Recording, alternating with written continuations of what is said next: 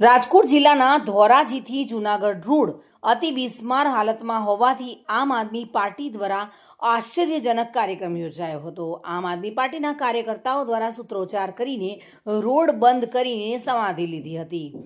આમ આદમી પાર્ટી દ્વારા રોડ પર બેસીને શરમ કરો રોડ સારા કરોના સૂત્રોચ્ચાર કર્યા હતા।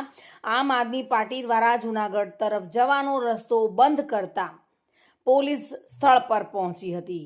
જોકે ધોરાજી પોલીસે આમ આદમી પાર્ટીના 3 કાર્યકર્તાઓની અટકાયત કરી હતી। આમ આદમી પાર્ટી દ્વારા રોડ રસ્તા ઘણા સમયથી ખરાબ હોવાથી રોડ રસ્તા સારા કરવા માટે રોડ પર બેસીને ધરણા કર્યા હતા। જોકે પોલીસને જાણ થતાની સાથે જ પોલીસ સ્થળ પર પહોંચી અને આપના કાર્યકર્તાઓની અટકાયત કરી રોડને ખુલ્લો કરાવ્યો હતો। પ્રજા પરેશાન છે અને આજે રોડ પર સમાધિ લઉં છું। ધોરાજીની જનતા માટે આ સમાધિ છે। રોડ રસ્તા હારા નહીં કરે ત્યાં સુધી અમારી આ લડત ચાલુ રહેવાની છે।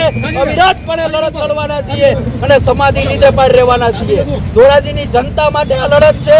રોડ રસ્તાનો વૈકલ્પિક વ્યવસ્થા સારી કરો અને કેટલા ટાઈમથી રજૂઆત કરી છે છતાં પણ આજથી સુધી આ ભાજપને કોંગ્રેસના તેલ પેટમાં પાડી નથી રહેણાતું।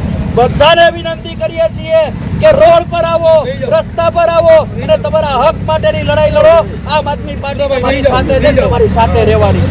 જ્યાં સુધી આ રોડ રસ્તા હારા કરવામાં નહીં આવે ત્યાં સુધી આ લડત ચાલુ છે અને આજે હું રોડ સમાધિ લઈ રહ્યો છું।